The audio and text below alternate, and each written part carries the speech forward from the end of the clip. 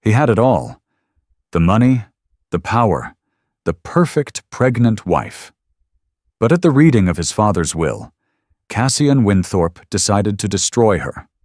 In front of his family and his mistress, he called his 7 months pregnant wife a gold digger and a fraud. He thought he was about to inherit a billion-dollar empire. He didn't realize his father had seen everything.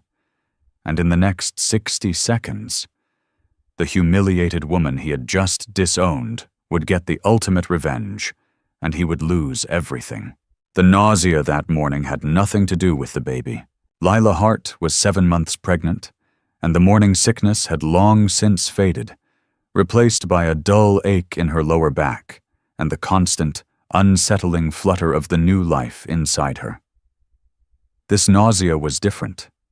It was cold, metallic, and tasted of fear.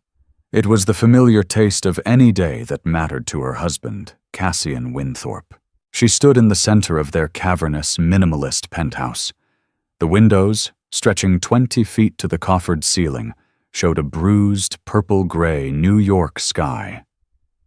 Rain lashed against the glass, a sound that was almost, but not quite, drowned out by the sterile silence of the apartment. Cassian demanded silence. He demanded minimalism.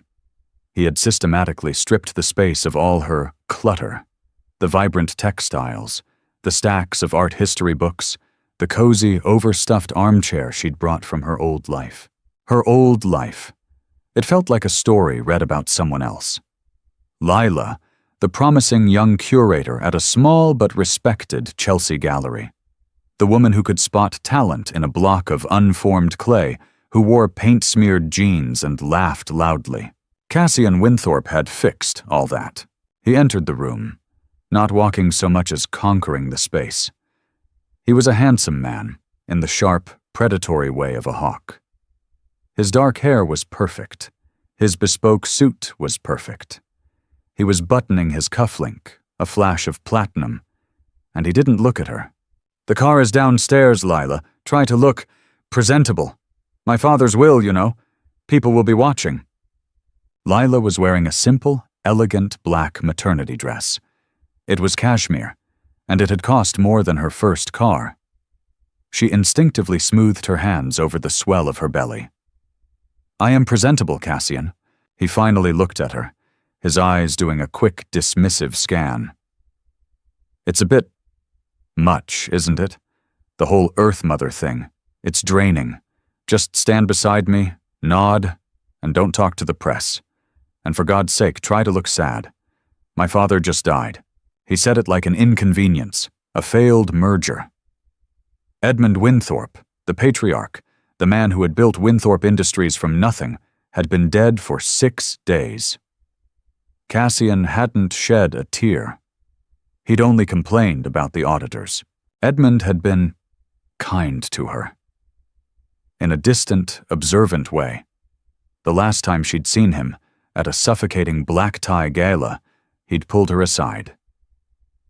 While Cassian networked, Edmund had looked at her with eyes that were far too sharp for a man of his age. "He's all shine and no substance, my boy," the old man had rumbled, not looking at Cassian, but at her. "He breaks his toys. Don't let him break you." Lila had smiled weakly, thinking it was a strange comment. Now she understood it as a warning. "Are you coming or not?" Cassian snapped, already at the door. As she followed him to the private elevator, she slipped her hand into her pocket, her fingers closing around a small, cold object. It was an old-fashioned skeleton key, small and ornate. Edmund had given it to her 2 months ago, pressing it into her palm during a visit.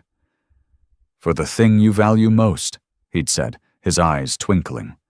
"A safe place." She had no idea what it opened. But she'd kept it. A tiny, secret act of defiance. She'd been living in Cassian's gilded cage for 2 years, her wings systematically clipped. He'd convinced her to quit her job. "A wife of mine doesn't work, darling. It's embarrassing." He'd managed their finances, giving her an allowance that he would freeze if she argued with him. He'd isolated her from her friends, calling them uncouth and grasping. Now she was just the pregnant wife, a pretty, silent accessory. The elevator doors opened to the lobby. She saw her, Sophia Rinaldi, Cassian's chief operating officer. Sophia was everything Lila was not. Sleek, sharp, and dressed in a blood-red sheath dress that was wildly inappropriate for a funeral, let alone a will reading. She was not pregnant. She was, however, Cassian's mistress. Lila knew. She had known for 6 months. The late-night meetings, the scent of a different perfume on his suits, the casual way Sophia would touch his arm in board meetings. It was a humiliation so profound, so open, that Lila had simply absorbed it. To fight it would be to have it confirmed, and to have it confirmed would be to break. And she couldn't break. Not now. "Sophia, you're here," Lila said, her voice flat. Sophia gave her a cool, pitying smile. "Of course. I'm essential. Cassian needs me. This is a business matter, after all." She looped her arm through Cassian's. "We should go. Gideon Blackwood hates to be kept waiting." Cassian didn't just allow it. He leaned into it. He looked back at his 7 months pregnant wife, standing alone in the vast, cold lobby. "Well, keep up, Lila." As she walked out into the rain, past the doorman who wouldn't meet her eyes, she felt the baby kick, a sharp, angry jab under her ribs. The nausea was back, and it was a promise. Today, something was going to shatter. The offices of Blackwood and Finch occupied the top floor of the Liver House, a landmark of corporate power. The boardroom was a museum of old-world intimidation, floor-to-ceiling mahogany, leather-bound books that hadn't been opened in a century, and a heavy, oppressive silence. The rain hammered against the windows, a frantic, angry percussion. Gideon Blackwood sat at the head of the massive, gleaming table. He was a man who seemed carved from granite, wearing a suit as dark and final as the grave.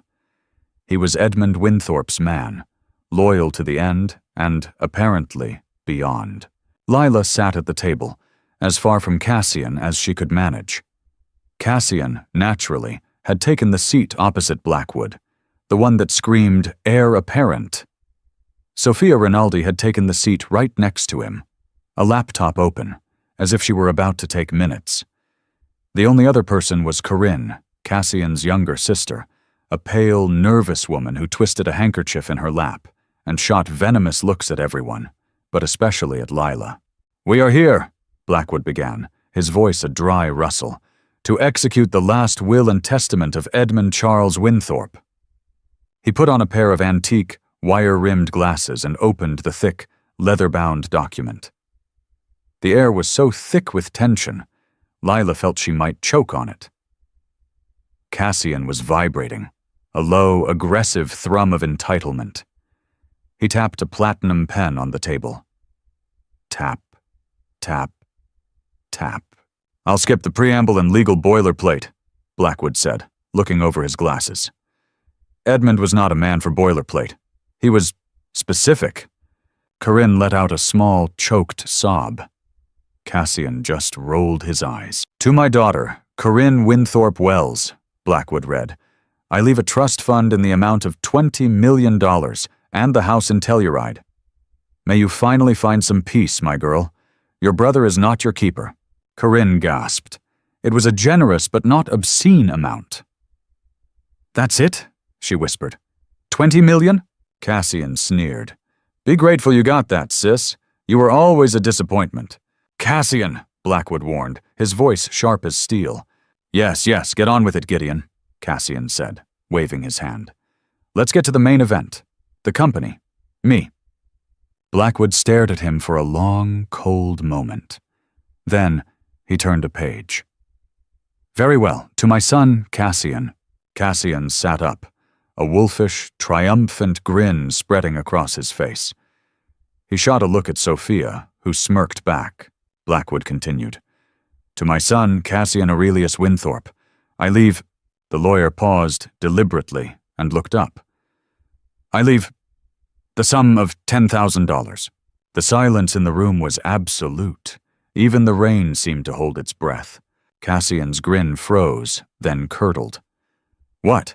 What did you say? That's a joke. A typo. You mean 10 billion. I mean $10,000, Mr. Winthorpe. T-E-N. Edmund was, as I said, specific.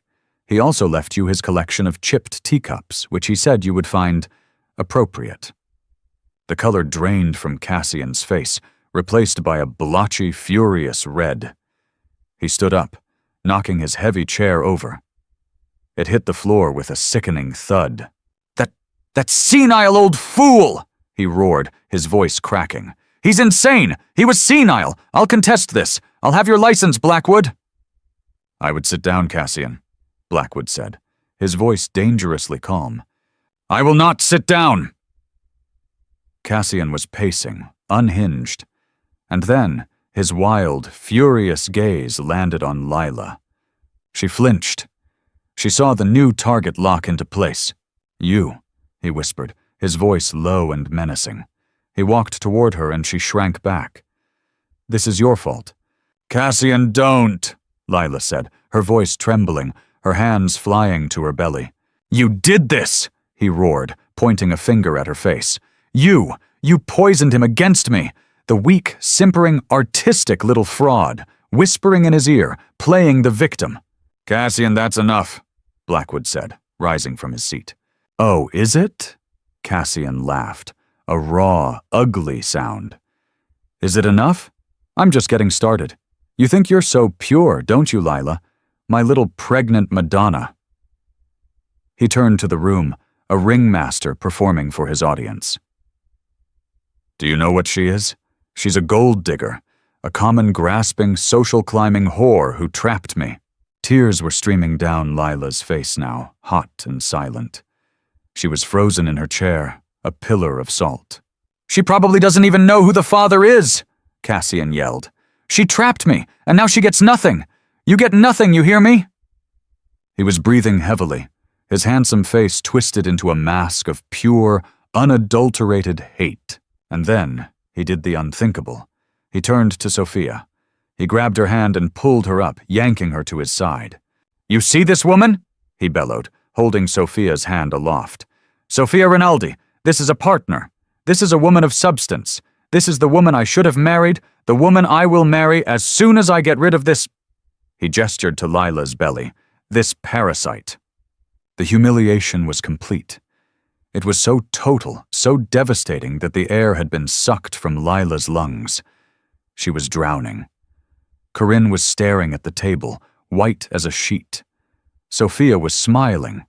She was actually, triumphantly, smiling. Into this suffocating, violent silence, Gideon Blackwood cleared his throat. "Mr. Winthorpe?" Cassian, still breathing hard, spat. "What?" "You didn't let me finish. You didn't let me finish," Gideon Blackwood repeated. The words, spoken quietly, landed with the force of a physical blow. Cassian turned, his face a mask of confusion and rage. "What are you talking about, you old fossil? You said $10,000? "I did," Blackwood agreed, adjusting his glasses. He looked down at the will, his finger tracing the line. "Ah, yes, here we are. To my son, Cassian Aurelius Winthorpe, I leave the sum of $10,000. And here is the part you interrupted, provided he accepts this bequest as his sole and final inheritance, without contest." Blackwood looked up, his eyes as cold as a winter sky. "And should he contest this, or, as I deeply suspect he will, should he fail to show a modicum of human decency to those in this room, said bequest of $10,000 is to be considered null and void." Cassian stared, his mouth opening and closing. What does that mean?" "It means, Mr. Winthorpe," Blackwood said, savoring the title, "that by your performance, you have just disinherited yourself. You get nothing, not even the teacups." Sophia's smile faltered. Her grip on Cassian's hand visibly loosened. But if not me—" Cassian stammered, his bravado shattering, revealing the panicked, small man beneath. "The company. Winthorpe Industries. Who gets it?" "Ah," Blackwood said, turning the page. "The main event, as you called it. The residuary." He paused, looking directly at Lila. The room tilted. Lila, who was still trying to breathe, to push past the crushing weight of humiliation, looked up, her vision blurred by tears. "And now," Blackwood read, his voice gaining a sudden, resonant strength, "to the main beneficiary of my estate. I have spent my life building a legacy. It has been my greatest sorrow to watch my son, Cassian, grow into a man of profound weakness, a man who mistakes cruelty for strength and who values only the shallowest, most reflective surfaces. He is not a guardian. He is a destroyer." Cassian was shaking his head, whispering, "No, no, no. A legacy does not need a destroyer. It needs a creator. It needs a spine of steel, a kind heart, and a long-range view. It needs someone who understands that the foundation is more important than the facade. Therefore, the entire residue of my estate," Blackwood took a deep, theatrical breath, "including all shares and controlling interest of Winthorpe Industries, all real and intellectual property, all bank accounts, trusts, and holdings, both foreign and domestic, I leave in its entirety to my daughter-in-law." Blackwood looked up from the paper, his gaze finding and holding Lila's. "To Lila Hart." The silence that followed was not silence. It was the sound of a universe ending. Lila's gasp was a painful, tearing sound. She thought, for a wild, dizzying second, that she had misheard, that this was some new, elaborate cruelty. Cassian let out a sound. It was not a word. It was a high, strangled wail, the sound of a dying animal. "No, no, she can't! It's impossible! I am the heir!" Sophia Rinaldi had stumbled backward, her hand over her mouth, her eyes, for the first time, wide with genuine shock. She wasn't looking at Cassian. She was looking at Lila. She was looking at the new queen. "It's not possible," Cassian was chanting, clutching his head. "It's not legal." "Oh, it's perfectly legal," Blackwood said, a thin, satisfied smile playing on his lips. "Edmund and I spent 6 months on this will. It is ironclad, and it gets better." "Better?" Corinne whispered, her face pale but her eyes, for the first time, alive with a terrifying, fascinated light. Edmund left a personal letter for Lila. He also left several addendums. "For example," Blackwood said, pulling a new sheaf of papers from a folder. "As the new owner and chairwoman of the board, Mrs. Hart's first act will be, yes, the immediate and summary termination of the employment contracts for one Cassian Winthorpe, CEO, and one Sophia Rinaldi, COO, for cause. Morals clause, among other grosser financial malfeasance." Sophia let out a small, "Oh, You can't!" Cassian snarled, lunging for the table. "The board will never— I am the board!" "No, Cassian," Lila said. Her voice was a whisper. But in that room, it was a thunderclap. Everyone turned to her. She was still seated. The tears had stopped. Her face was pale, streaked with mascara, but her eyes were different. The fog of abuse, of fear, had vanished. In its place was a cold, clear Arctic blue.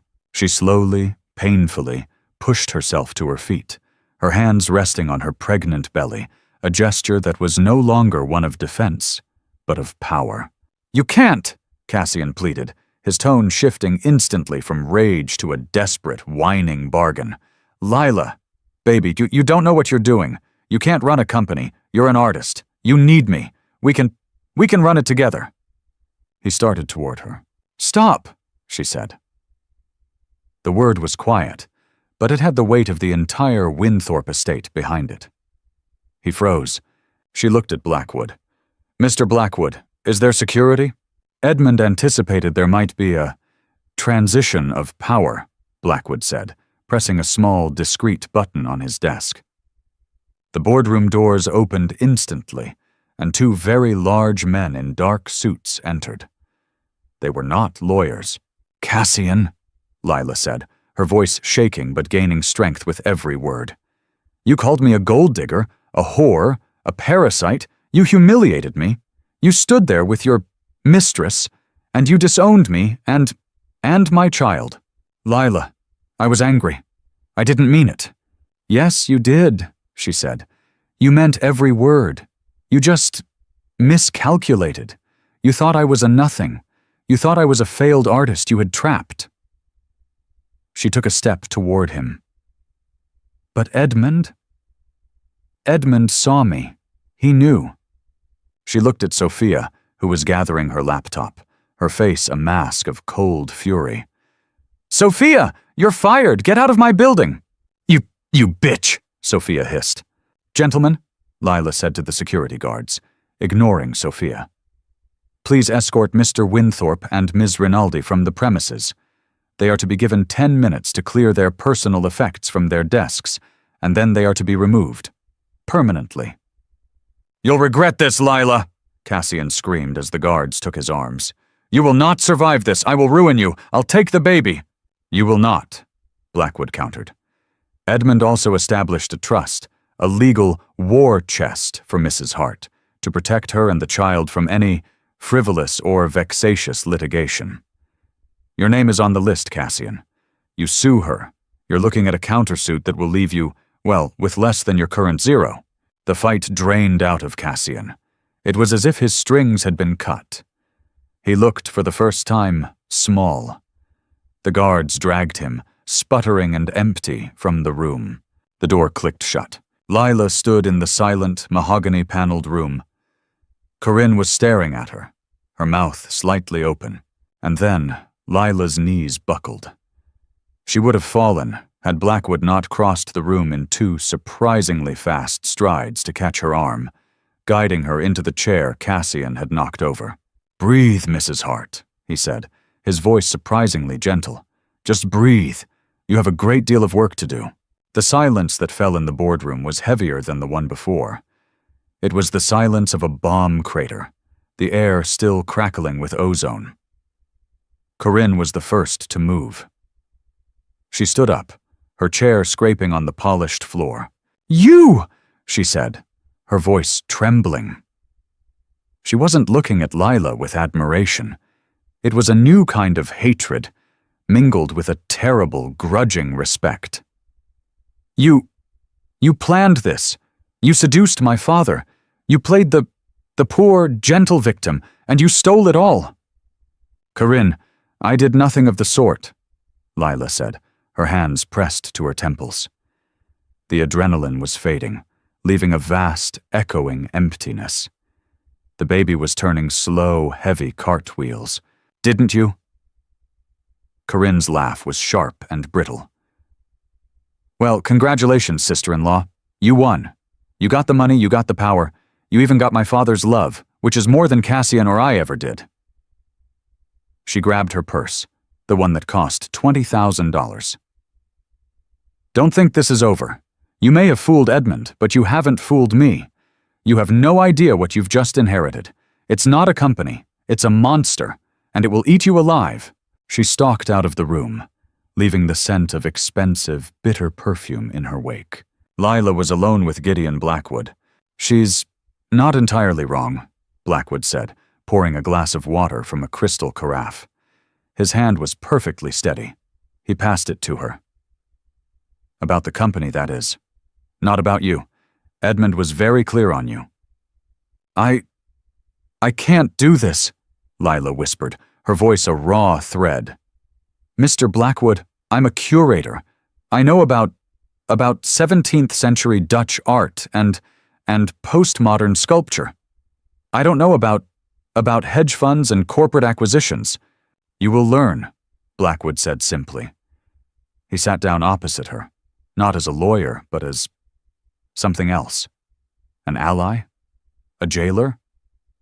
"Edmund didn't choose you because you know finance. He chose you because you don't. He chose you because you have character. He said Cassian was all shine, and you were all substance. That was the word he used. He slid a small black phone across the table. It was heavy, new. "This is for you. It's a secure line. My number is the only one in it. Your driver, a man named Thomas, is waiting downstairs. He is not the same driver who brought you here. Thomas worked for Edmund for 30 years. He can be trusted." The penthouse?" Lila asked, her mind reeling. "Cassian, where do I go?" "You go home, Mrs. Hart," Blackwood said. "The penthouse, the cars, the accounts, everything was in Edmund's name, held in a trust. That trust is now yours." Cassian was, for lack of a better term, a guest in his father's house. His access codes were deactivated. Oh, about 5 minutes ago. The efficiency was terrifying. This had been a coup, planned with military precision. The ride down the elevator was a blur. Lila walked through the lobby, a ghost in her own life. The rain had stopped, leaving the air smelling of ozone and wet pavement. A black, gleaming Bentley was at the curb.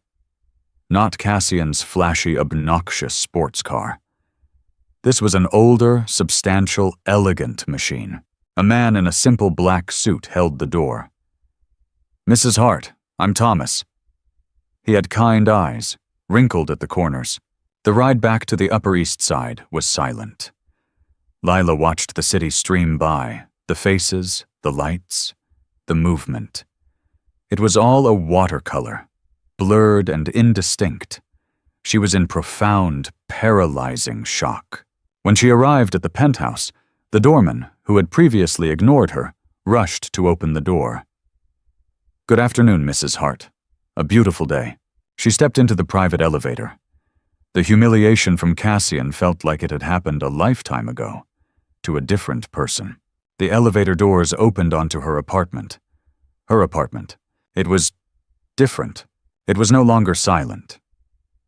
The staff, the cook, the 2 housekeepers, all of whom had been hired by Cassian and treated her with polite disdain, were standing in the foyer. They looked terrified. A small, stern woman in a gray dress stepped forward. "Mrs. Hart, I am Mrs. Brandt, the head of household. We were informed of the transition. We serve at your pleasure. The power imbalance." It had just flipped, violently. These people who had watched her be systematically isolated were now hers to command. "Thank you, Mrs. Brandt," Lila said, her voice hoarse. "You may continue with your duties." She walked into the vast, cold living room. Cassian's things were everywhere. His jacket was slung over a chair. His glass of scotch from the night before was on the table. It was the home of the man who had destroyed her, and she had just inherited it. She felt a sudden, violent wave of not just nausea but rage. She walked to the sterile white wall where her favorite painting, a vibrant, chaotic abstract she'd bought from a new artist, used to hang. Cassian had replaced it with a framed, meaningless stock certificate. She grabbed the frame. It was heavy. With a cry that was half sob, half war cry, she ripped it from the wall and threw it to the marble floor. The glass shattered. It was the loudest sound she had made in this apartment in 2 years. The staff came running. "Mrs. Hart!" Lila was breathing heavily. Get it out," she said. The glass, ma'am?"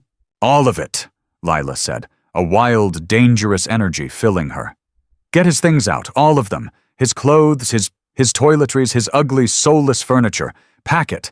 Send it to— I don't care. Send it to a shelter. No, they don't deserve that. Just get it out of my sight. Now." For the first time, Mrs. Brandt smiled. A tiny, thin, real smile. "At once, Mrs. Hart." Lila walked, trembling, to the master bedroom. She locked the door. Her phone buzzed. It was the secure phone. A text from Blackwood. "He's on the street. He tried to access his accounts. He's loud. He is no longer your concern. Your concern is what's next." Lila sat on the bed. What was next? She was 7 months pregnant. She was a billionaire. And she was utterly, terrifyingly alone. The first 24 hours were a disorienting blur of power and panic. Lila slept for 3 hours in the guest room, a space Cassian had never entered. She woke up to a changed world. The penthouse was bustling with a quiet, efficient energy. Mrs. Brandt had, with what seemed like gleeful precision, mobilized her staff. Cassian's entire existence was being professionally erased. Closets were emptied. The ugly, minimalist, masculine sculptures were gone. By noon, the apartment was half empty, but it was the first time Lila could breathe in it. The panic, however, was real. She was the new head of a multi-billion-dollar global conglomerate. She looked at her laptop, the one Cassian had given her, and which she suspected he monitored. And she didn't even know the login for the Winthorpe Industries intranet. The secure phone buzzed again. Blackwood. Mrs. Hart, the board has been restless. They are demanding an emergency meeting. I've scheduled it for 10 a.m. tomorrow. You must be there. Be there? Lila said, pacing the room. Be there and say what? Hello? I'm the pregnant artist who just inherited you all? You must assert your authority. Blackwood's voice was firm. They smell weakness. Edmund's shadow is large, but it's fading. They see you as a regency, a placeholder. You must prove you are the throne. How? Edmund is gone. I don't know his plans. I don't know his anything. There was a pause on the line. But you do. Edmund was, as I said, specific. He left you more than the company, Lila. He left you the manual. The manual? What manual? A business plan? A key, Blackwood said. He told me he gave you a key. He said, she'll know what to do with it when the time is right. I suggest the time is right. Lila's hand flew to her pocket, the small, ornate key. His study, she whispered. After Cassian's mother died, Edmund had kept his old, pre-war apartment on Park Avenue. He'd never moved into the sterile penthouse with Cassian. He'd maintained his old life, his old study. Cassian had refused to go near it. Thomas will take you, Blackwood said. Go, tonight, before the meeting. Go and find your armor, Mrs. Hart. The ride to Edmund's apartment was different. Thomas drove her in the Bentley. She felt like an imposter, a child playing dress-up. Edmund's apartment was in a building of old, quiet money. The lobby was warm, all dark wood and worn, plush rugs. Thomas used a key to take her to a private elevator. He never let anyone up here, ma'am. Not even Mr. Cassian. The elevator opened directly into the apartment. It was the complete opposite of her penthouse. It was full of books, floor to ceiling, full of art. Real, passionate, chaotic art, not the sterile, investment-grade junk Cassian favored. It was full of life, and there, at the end of the hall, was the study. It was locked. Her hand trembled as she pulled the small key from her pocket. It slid into the antique lock. It turned, smooth as butter. The room smelled of old paper, leather, and a faint, lingering scent of pipe tobacco. It was a sanctuary. And on the massive mahogany desk, there was a single, large, leather-bound journal. It wasn't a business ledger. It was addressed simply to Lila. She sat in Edmund's oversized leather chair and opened it. It wasn't a journal. It was a letter. It was a manifesto. It was, as Blackwood had said, a manual. My dearest Lila, if you are reading this, I am gone, and the first part of my plan has succeeded. I imagine you are in shock. I imagine you are terrified. That is good. It means you are not my son. I also imagine Cassian has revealed himself for the hollow, cruel creature he is. For that, I am truly sorry. I am sorry I raised a man who could hurt a woman like you. She had to stop, a sob catching in her throat. He knew. I have watched you for 2 years. I watched you at dinners, shrinking. I watched you give up your gallery. I watched you dim your own light to make my sun's shallow shine seem brighter. And I watched you hide your spine. You think you have none. I know you have one of steel. I'm afraid, forcing you to find it. I have not left you a company, Lila. I have left you a weapon, and I have left you a map." The next several pages were a detailed, scathing, and brilliant analysis of his own company. He named names. He pointed out the rot. Henderson, on the board. He's a sycophant. He'll be the first to suggest an interim CEO. He's been skimming from the logistics division for a decade. The attached files will prove it. The Project Titan in Sophia Rinaldi's division. It's a ghost. A vanity project designed to funnel money to her and Cassian. Shut it down. It's bleeding us dry, and it's a criminal kickback scheme. It went on and on for 50 pages. He'd been watching everyone. He'd been compiling a dossier. He'd known about Cassian and Sophia. He'd known everything. He hadn't left her a burden. He'd left her an arsenal. The last page was different. It wasn't about business. He will fight you, Lila. He will try to take the child. He will say you are unstable, unfit. But you are the most fit person I know. I have, as Gideon will explain, set up a trust that makes you and the baby untouchable. The inheritance was not just the money, it was your freedom. The money is just the wall that will keep the wolves at bay. Don't be me, Lila. Don't let this company consume the art in you. I made that mistake. I bought art, but I forgot how to see it. You see it. That is your strength. You are a creator. Now go and create a better legacy than I did. Your father-in-law, who is prouder of you than you know, Edmund. Lila closed the book. The tears were gone. The shock was gone. The fear was still there, but it was different. It was a cold, clean, sharp-edged fear. It was the fear one feels before a righteous fight. She picked up the secure phone and dialed Blackwood. "Mrs. Hart?" "Gideon," she said. Her voice new, hard, and clear. "Cancel the 10 a.m. emergency meeting. Reschedule it for 9 a.m., and I'll need you to arrange for Mr. Henderson's arrest. Have the police auditors meet you at the office at 8:45. There was a beat of stunned silence on the other end. And then, for the first time, Lila heard Gideon Blackwood laugh. It was a dry, rusty, wonderful sound. "Yes, ma'am," he said. "Consider it done." The Winthorpe Industries boardroom was on the 50th floor, a glass-walled box that seemed to float over Manhattan. Lila had always found it terrifying. Today, she owned it. She walked in at 8:59 a.m. She was not the weeping, humiliated woman from Blackwood's office. She was dressed in a custom-tailored navy blue maternity dress that was the color of armor. Her hair was pulled back in a severe, elegant knot. Her only accessory was Edmund's journal, which she carried like a shield. The board was already assembled. It was a sea of gray-suited men, and one woman. They were all talking in low, urgent whispers. They hadn't been told about Henderson. When Lila entered, the room went silent. They were all looking at her belly. They saw a weakness, a problem. "Good morning, gentlemen," Lila said, her voice echoing in the vast room. She took the seat at the head of the table. Edmund's seat. A large, red-faced man.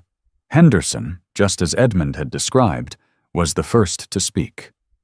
He smiled, a patronizing, oily smile. "Mrs. Hart, Lila, what a surprise. We were all so saddened by Edmund's passing, and now this. We didn't expect to see you here, in your condition." "My condition is pregnancy, Mr. Henderson. It is not a terminal illness," Lila said, her voice ice. Of course," he stammered, his smile faltering.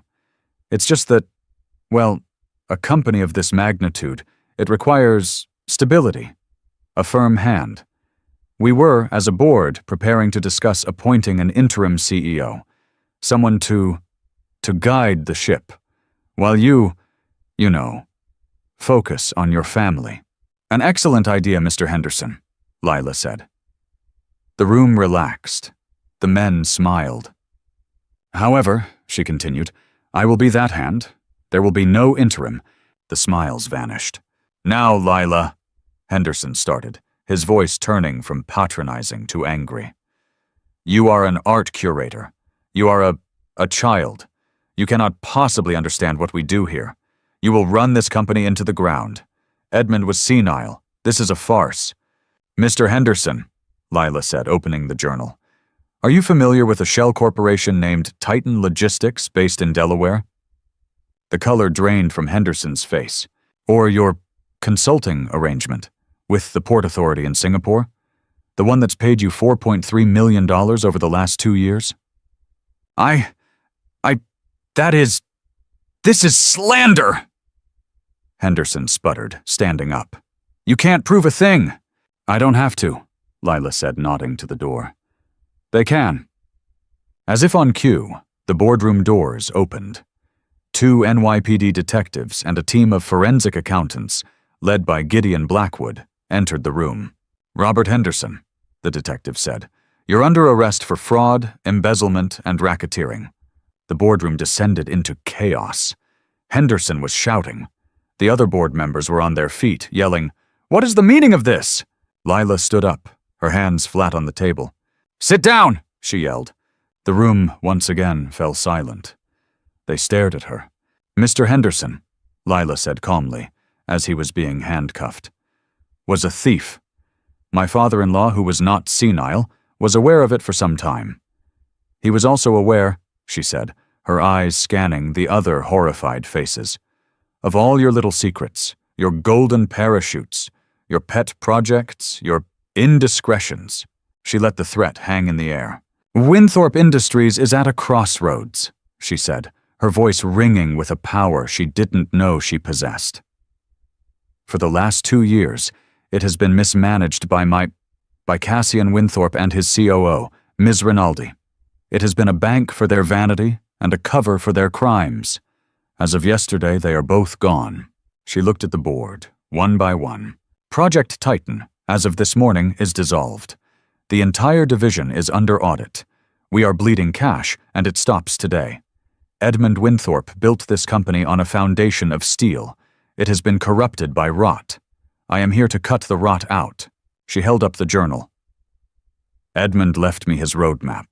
I suggest you all find your loyalty, to me or to this company, because if you are loyal to anything else, I will find out, and you will follow Mr. Henderson. She looked at the terrified, pale faces. Are there any other motions, any other suggestions for an interim CEO? Silence. Good. She nodded. Gideon, you'll be acting as my interim COO.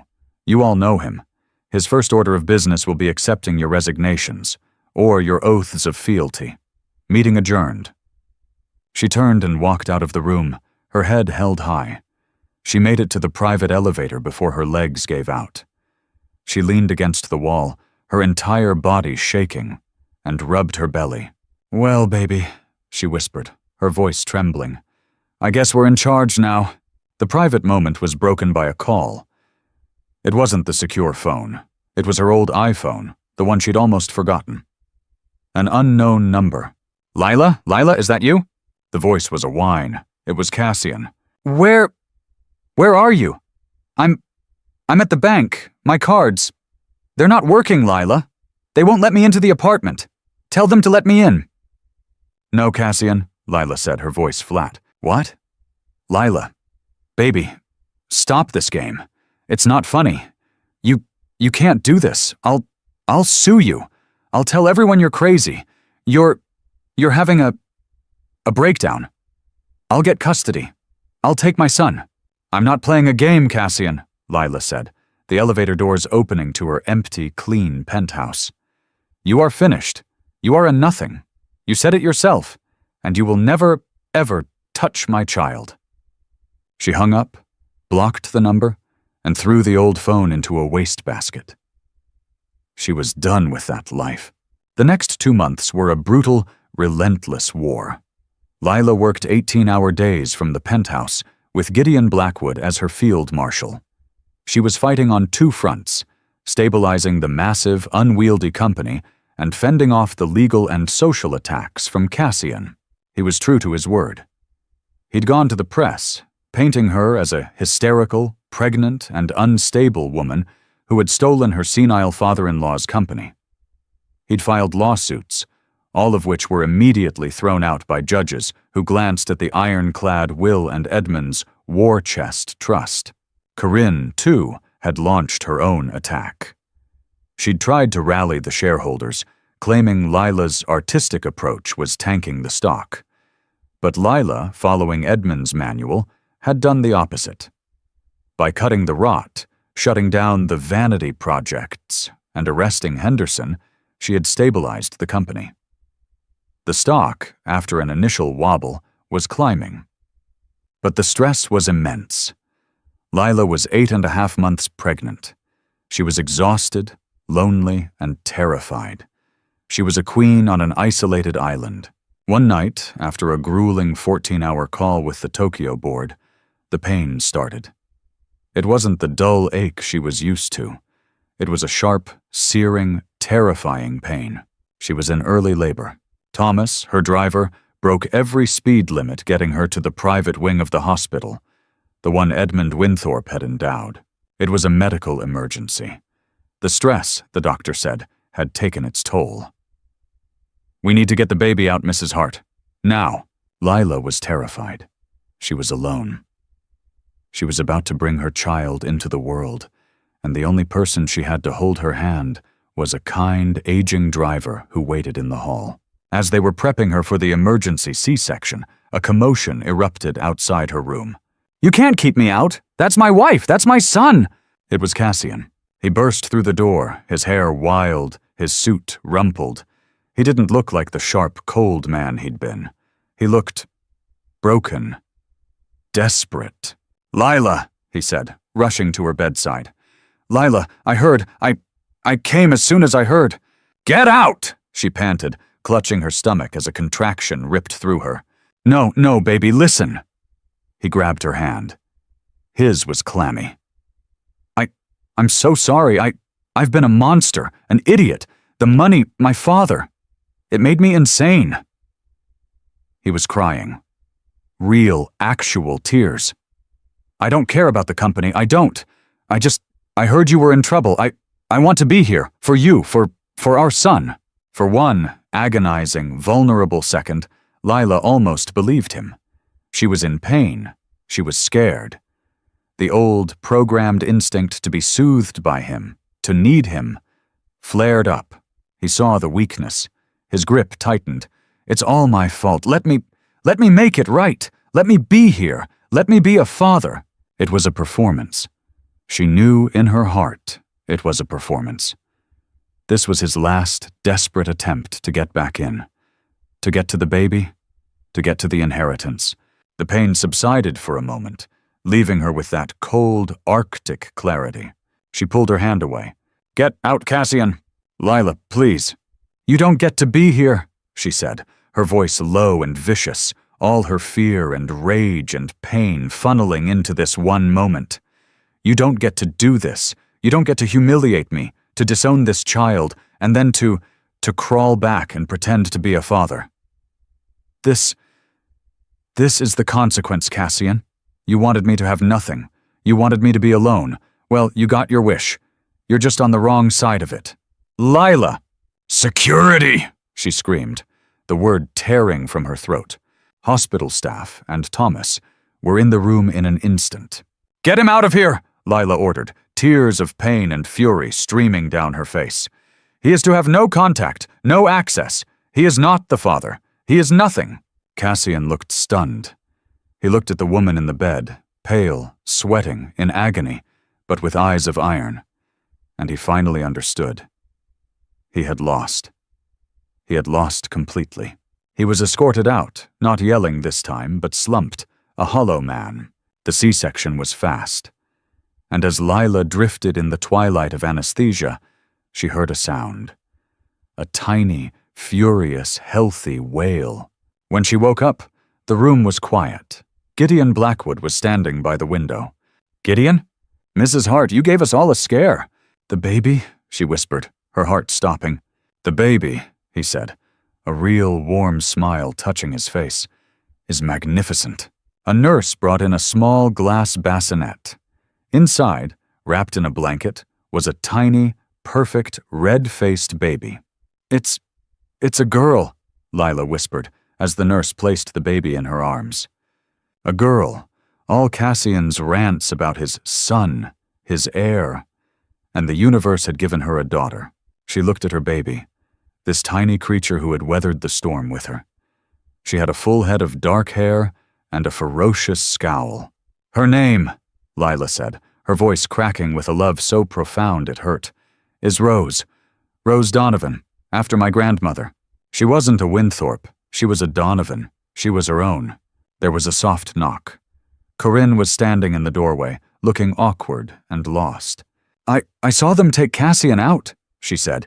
"He looked awful." "Good," Lila said. Corinne stepped in, her eyes landing on the baby. "Oh," she moved closer, tentatively. She has my father's eyes." She looked at Lila, her own eyes bright with unshed tears. "I hated you. I hated you because he saw you, and he never saw me, or Cassian. He only saw the company." "I'm sorry, Corinne," Lila said. "Don't be," Corinne sniffed. "He was right. About Cassian, about everything." She placed a small, elegantly wrapped gift on the table. It was a silver rattle. "My 20 million, it's not enough. Not really, but it's mine. The lawsuits Cassian filed, I'm not supporting them. You're on your own. But so am I. It wasn't an alliance, it wasn't friendship, but it was a truce." "Thank you, Corinne," Lila said. Corinne nodded and left. Lila looked at her daughter. Her inheritance wasn't the company. It wasn't the money. This was the only thing that mattered. 6 months later, the light in the newly renovated Chelsea Gallery was perfect. It was a crisp autumn afternoon, and the sun streamed in, illuminating the polished concrete floors and high white walls. The space was filled with art that was challenging, vibrant, and new. At the center of the room, a woman was directing the placement of a large, chaotic, beautiful, abstract painting. She was dressed in dark jeans, a simple white blouse, and a black blazer. Her hair was in a messy bun. In a high-tech, ergonomic baby carrier strapped to her chest, a 6-month-old baby with a ferocious tuft of dark hair slept soundly. "A little to the left, Mark," Lila said. "It needs—" "Yes, right there." The woman who had inherited a billion-dollar empire was hanging a painting. Gideon Blackwood, dressed in a surprisingly stylish tweed jacket, stood by the door, holding 2 cups of coffee. "I'm still not convinced this is a sound use of the CEO's time, Mrs. Hart." Lila laughed, taking the coffee. She had hyphenated her name, a quiet but clear statement. "It's the only sound use of my time, Gideon. You're the one running the company." It was true. In a move that had shocked the financial world, Lila had promoted Gideon Blackwood to CEO of Winthrop Industries.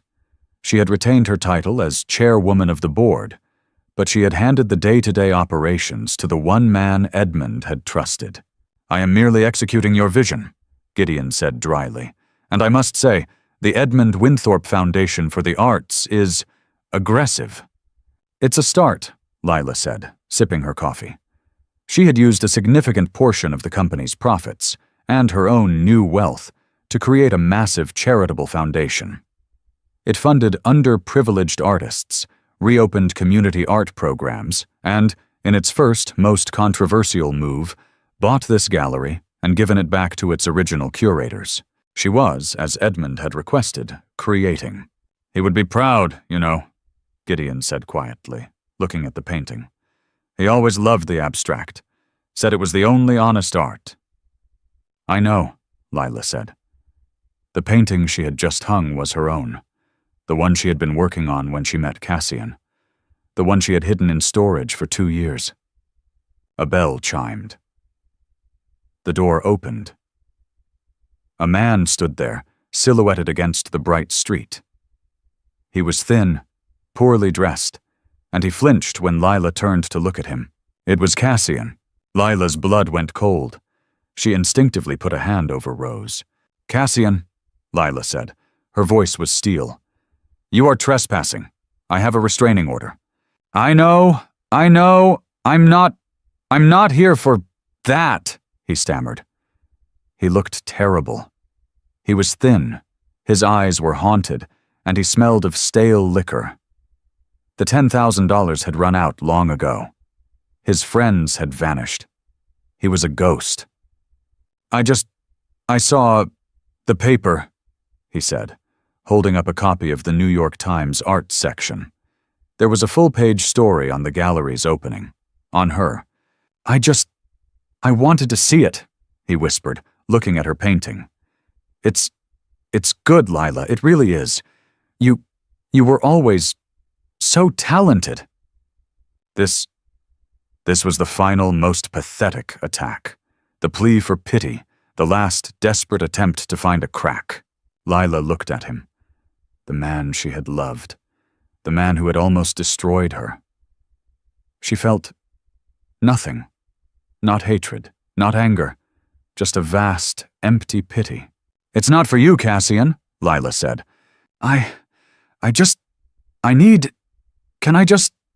Can I see her? Just once? From far away?" he pleaded, his eyes fixing on the sleeping bundle on her chest. Rose, as if sensing him, stirred and made a small, unhappy sound. "No," Lila said. "You don't get to see her. You don't get to know her. You gave up that right when you called her a parasite." She took a step forward, and he flinched back. "You need to go. Now. Or I will have you arrested." "Lila, please." "Go, Cassian. Go and get well, or don't. But you are not part of this story anymore." He looked at her for a long moment. A man staring at a locked door. He saw no key, no knob, just a solid, impenetrable wall.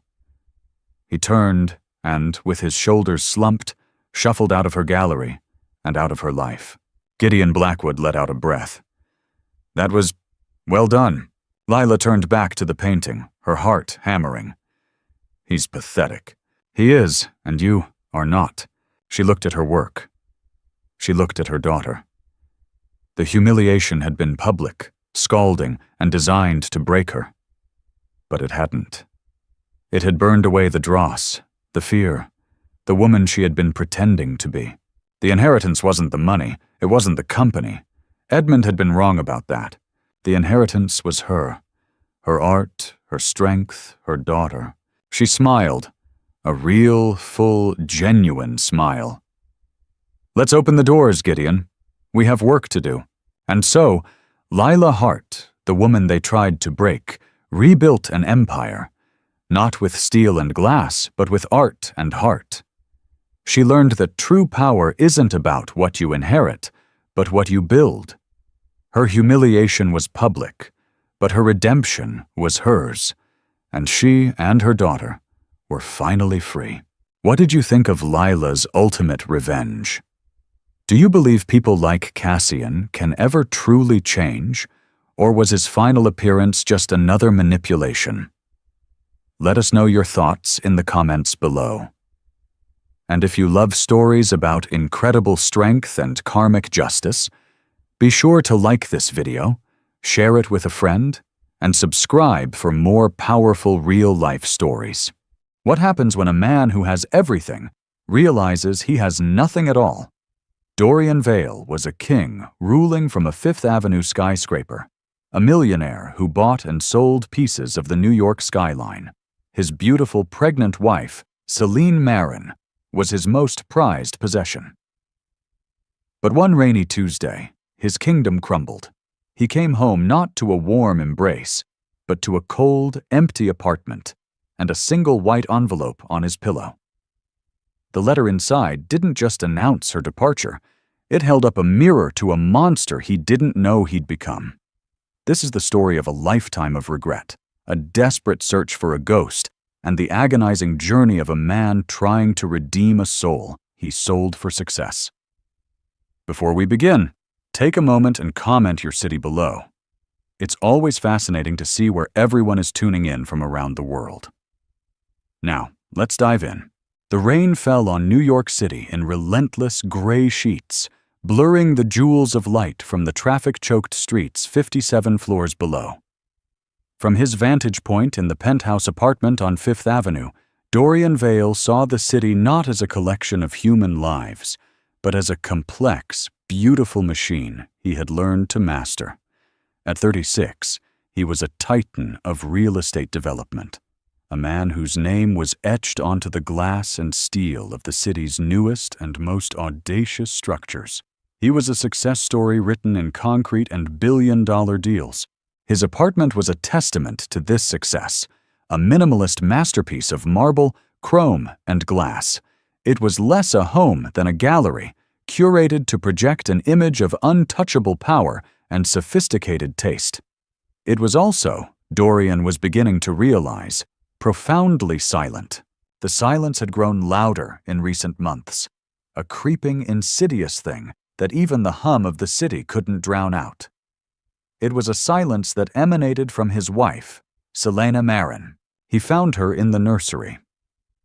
The room was the only one in the apartment that felt truly alive, painted a soft, dreamy cerulean blue with a mural of gentle, smiling whales swimming through a starry cosmos on the main wall.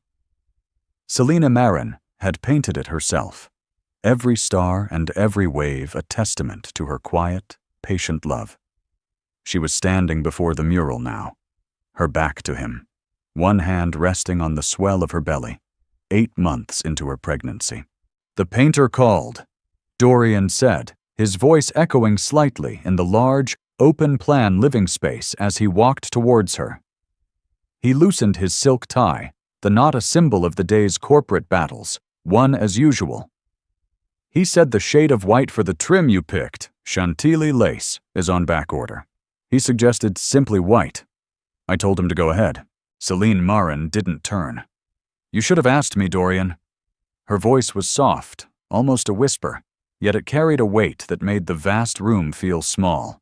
It's just white paint, Selene. It makes no difference. He came to stand behind her, his hands wanting to go to her waist, to claim the familiar curve of her body. But he hesitated. There was a fragile tension around her, a force field of unspoken feelings he didn't know how to penetrate.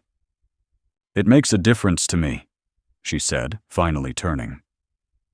Her face, usually a canvas of warmth and light, was pale. Her large hazel eyes, which once looked at him with unadulterated adoration, now held a deep, sorrowful weariness. The Chantilly has a softer, warmer undertone. The simply white is stark. It's cold, cold. The word hung in the air between them, a perfect description of the apartment, of the city below, of the space that had grown between their two hearts. I'll call him back, Dorian conceded, a flicker of irritation passing through him. It was just paint. Why did she have to make everything so emotional? He dealt in absolutes, in profit margins and structural integrity.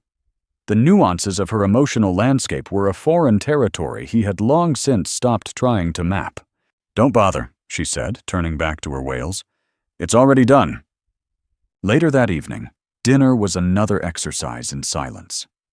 Dorian scrolled through market reports on his phone, while Selena Marin pushed a piece of grilled salmon around her plate. He could feel her watching him, could feel the weight of her unspoken words. But he didn't look up. He didn't know what to say. He had given her everything, hadn't he? The penthouse, the unlimited credit card, the security of his name. What more could she possibly want? I went to Dr. Evans today, she said, her voice pulling him from a spreadsheet detailing leveraged buyouts. Everything okay? He asked, his eyes still on the screen. The baby's heart rate is strong. He's growing perfectly. She said I need to avoid stress. Good, he murmured, typing a quick reply to his COO. We'll hire a third housekeeper if you're feeling overwhelmed. A small, sad smile touched Selena Marin's lips. It was a smile he hadn't seen before, one of pity. That's not the kind of stress she was talking about, Dorian. He finally put the phone down, forcing himself to meet her gaze. "What is it, Celine? What's wrong? Is it about the party on Saturday? If you don't want to go, we won't. I'll make an excuse." "It's not the party," she said, her eyes glistening. "It's this. Us.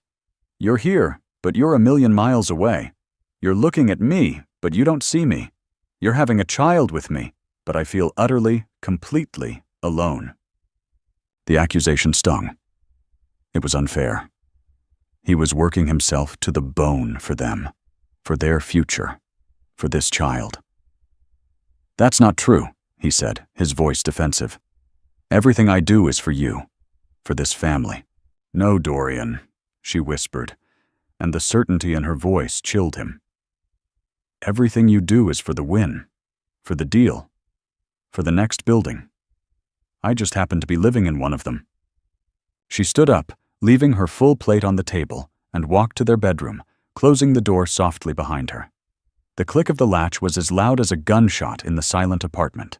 Dorian sat there for a long time, the glow of his phone illuminating a face set in a grim, resentful mask.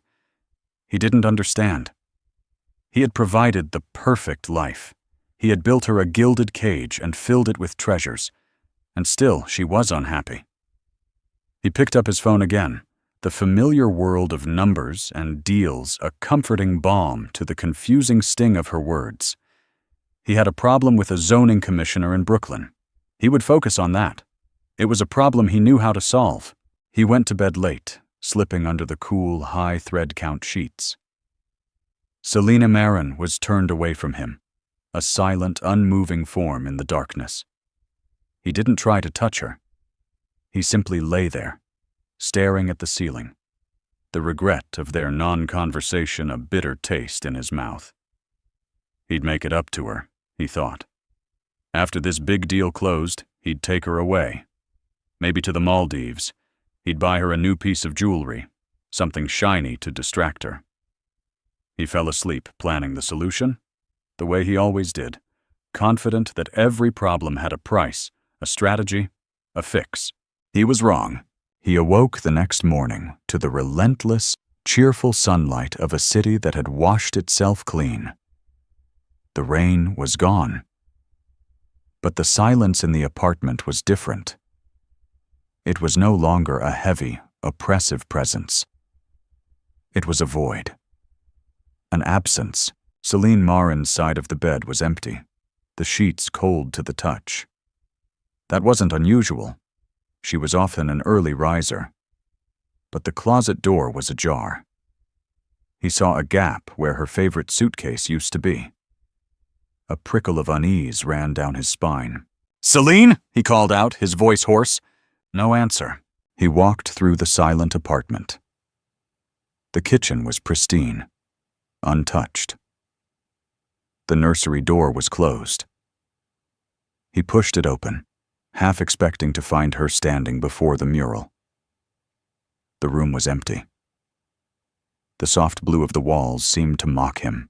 He walked back into the master bedroom, his heart starting to beat a frantic, unfamiliar rhythm against his ribs. And then he saw it. Propped against the mountain of pillows on his side of the bed was a single white envelope. It was plain, unadorned, with his name written on the front in her elegant, familiar script. Dorian. His hands trembled as he picked it up. It felt impossibly heavy. He sank onto the edge of the bed, the mattress sighing under his weight, and tore it open. The letter inside was written on the same thick, creamy stationery she used for her thank you notes. There were 3 pages, filled with her handwriting.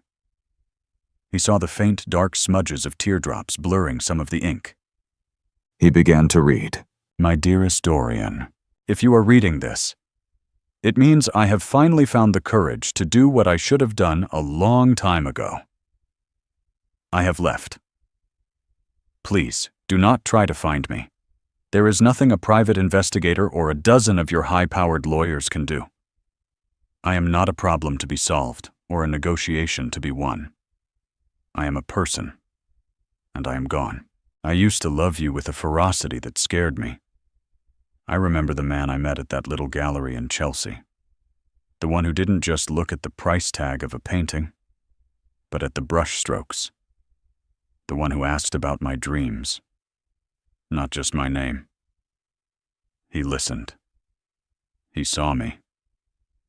I don't know where that man went, Dorian, but he hasn't lived in this apartment for a very long time. You have given me a beautiful cage, but I have been slowly suffocating in it.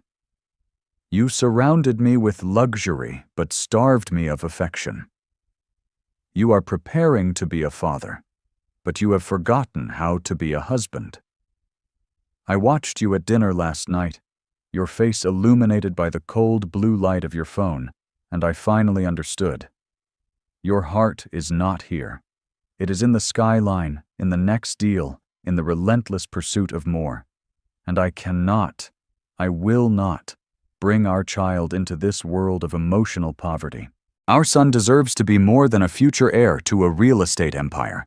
He deserves a father whose hands are not always busy holding a phone, whose eyes are not always scanning a contract.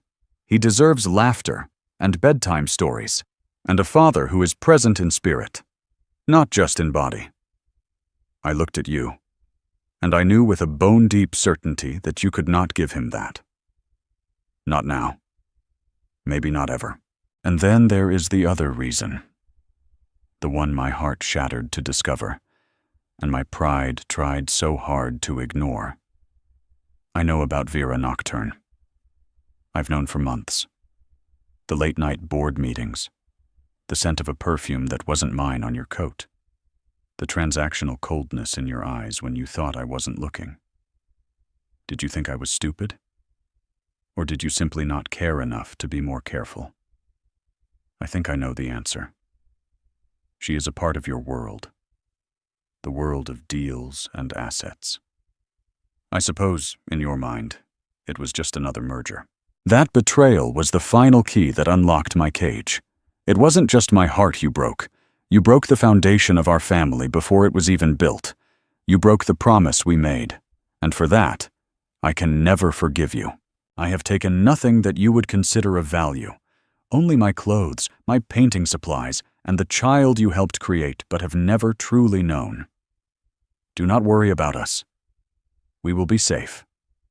More importantly, we will be free. Perhaps one day you will look around at your kingdom of glass and steel and realize how empty it is. Perhaps you will remember the man who loved art and dreamed of more than just buildings. Perhaps you will feel an ounce of the regret that I feel for what we have lost. Goodbye, Dorian. Selena. The pages slipped from his numb fingers and fluttered to the floor. The world tilted on its axis. Vera Nocturne. It had meant nothing. A stupid, meaningless distraction. A transaction, just as Celine Marin had said. How could she put that on the same level as everything else? How could she leave over white paint and a meaningless fling? The initial shock gave way to a surge of pure, unadulterated rage. How dare she? He would find her. He would drag her back. He would fix this. He grabbed his phone, his thumb hovering over the contact for Calder Wynn, the best private investigator money could buy. This was just another problem. A bigger, more complicated problem, but a problem nonetheless. He stood up and stalked to the window, staring down at his city, his kingdom. But for the first time, it didn't look like a machine he had mastered. It looked like a cold, indifferent maze. He looked at his reflection in the glass, a powerful man in a multi-million-dollar penthouse. And behind that reflection, he saw the empty nursery, the pale blue walls, and the ghost of a woman who had seen him more clearly than he had ever seen himself. The first tremor of a regret so profound it felt like a physical illness shook him. The rage began to curdle into something else, something cold and terrifying. Fear. He had just lost something that wasn't on any balance sheet, and for the first time in his life, Dorian Vale had no idea how to get it back. The first 48 hours were a blur of controlled fury. Dorian moved through his life with the brutal efficiency of a man launching a hostile takeover. His target. His own wife. "I want her found, Calder," Dorian barked into his phone, pacing the length of his living room like a caged panther. The letter lay on the marble coffee table, a constant searing accusation. "I don't care what it costs. I want to know where she is, who she's with, and what she had for breakfast. I want her found by yesterday." On the other end of the line, Calder Wynne was silent for a moment. Wynne was a former NYPD detective, a man who moved with a quiet deliberation that Dorian often mistook for slowness. He was methodical, unflappable, and utterly unimpressed by wealth. "Dorian, this isn't a corporate espionage case," Calder said, his voice a low, gravelly counterpoint to Dorian's hysteria. "She's your pregnant wife. She's a private citizen. She hasn't broken any laws by leaving." "She's carrying my son!" Dorian roared, the words echoing in the sterile emptiness of the apartment. "She took my son!" "She took her son," Calder corrected him gently but firmly. "And from the sounds of it, she left you a detailed explanation as to why. Have you considered that finding her might not be the answer right now?" "Just find her," Dorian snarled and hung up. He didn't wait. He unleashed the full arsenal of his power. He had his legal team check for any large withdrawals or credit card activity. Nothing? He had his tech security guy, a wiry genius he kept on an exorbitant retainer to protect his company from cyber threats, try to trace her digital footprint. It was a ghost town. Her social media accounts were deleted. Her email was deactivated.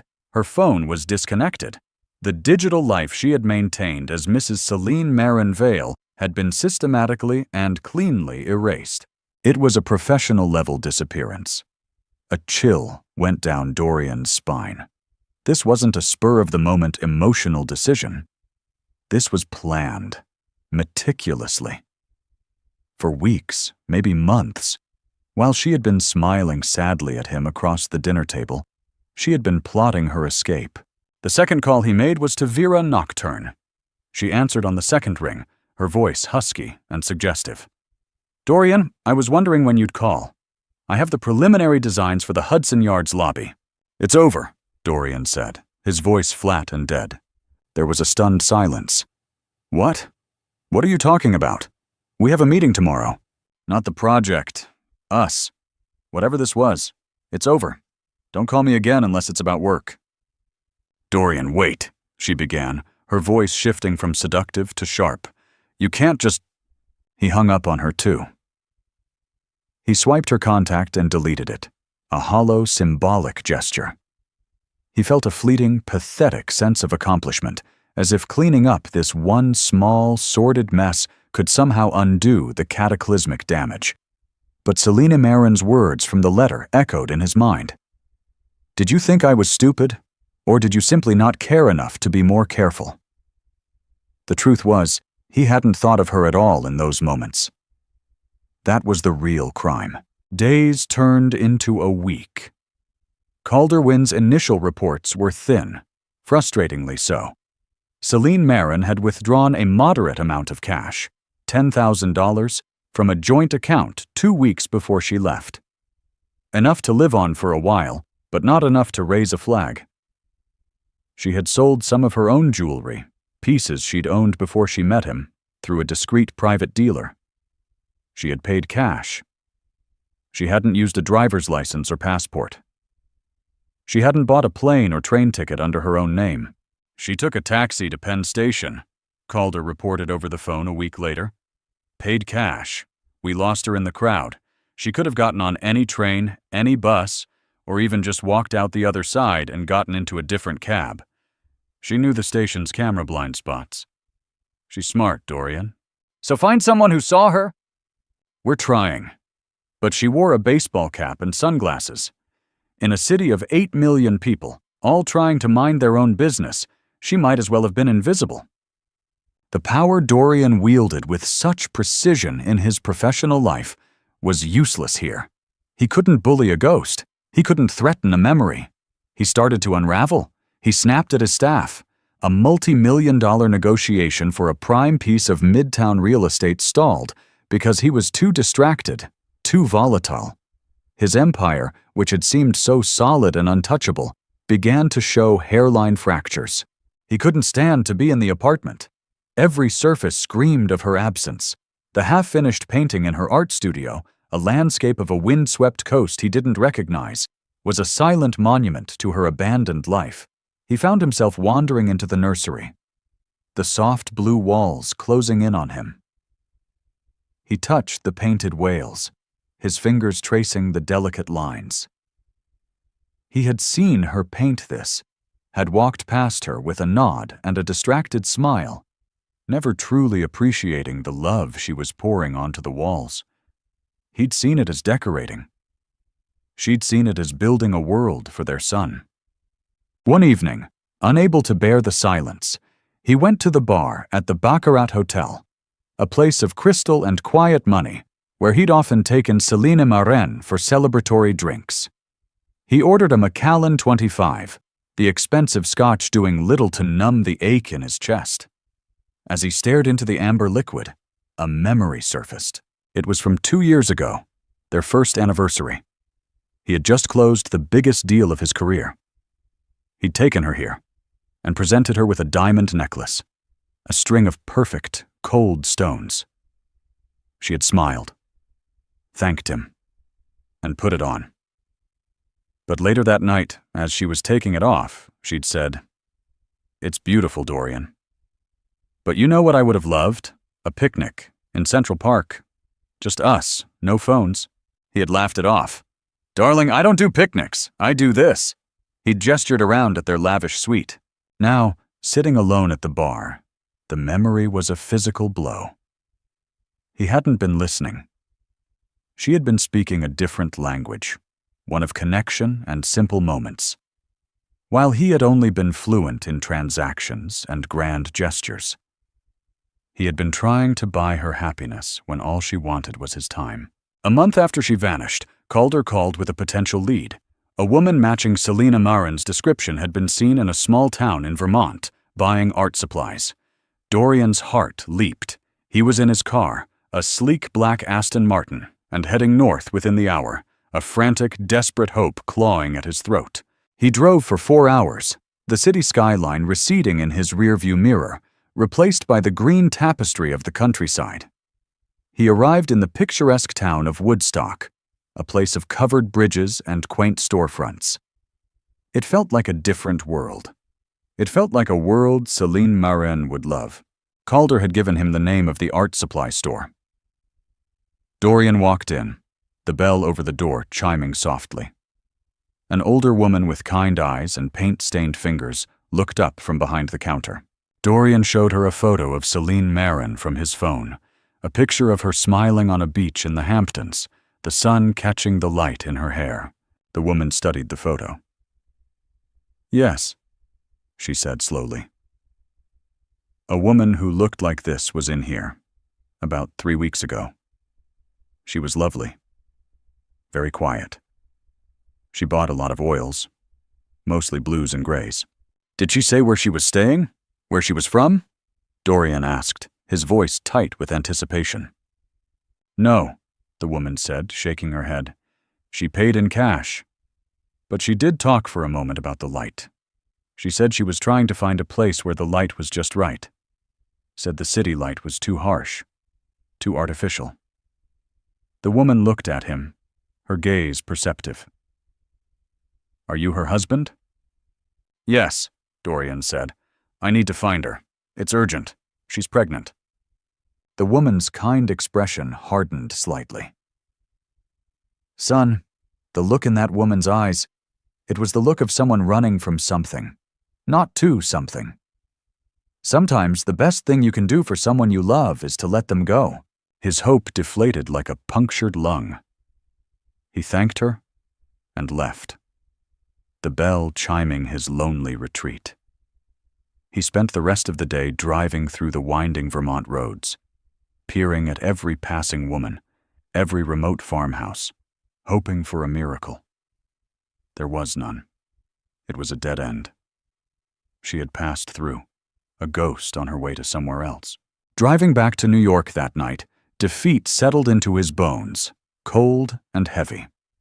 The frantic energy of the initial search was gone, replaced by a hollow, gnawing despair. He wasn't just losing his wife. He was losing his sense of self. The man who could solve any problem, who could bend the world to his will, was powerless. He walked back into his silent marble tomb of an apartment. For the first time, he didn't see it as a symbol of his success. He saw it for what it was, a cold, empty museum of a life he had failed to live. He saw the unwatered orchid on the console table, its petals withered and brown. Celine Marin had loved that orchid. He had never once thought to water it. It was a small thing, a stupid thing. But in that moment, the dead orchid felt like the perfect metaphor for his marriage. He had provided the beautiful vase, the expensive room with the perfect view, but he had neglected to provide the one thing it needed to survive. He sank onto a ridiculously expensive Italian sofa, not in anger, but in a profound, soul-crushing emptiness. The search was futile because he was searching for the wrong thing. He was trying to find her location, a point on a map.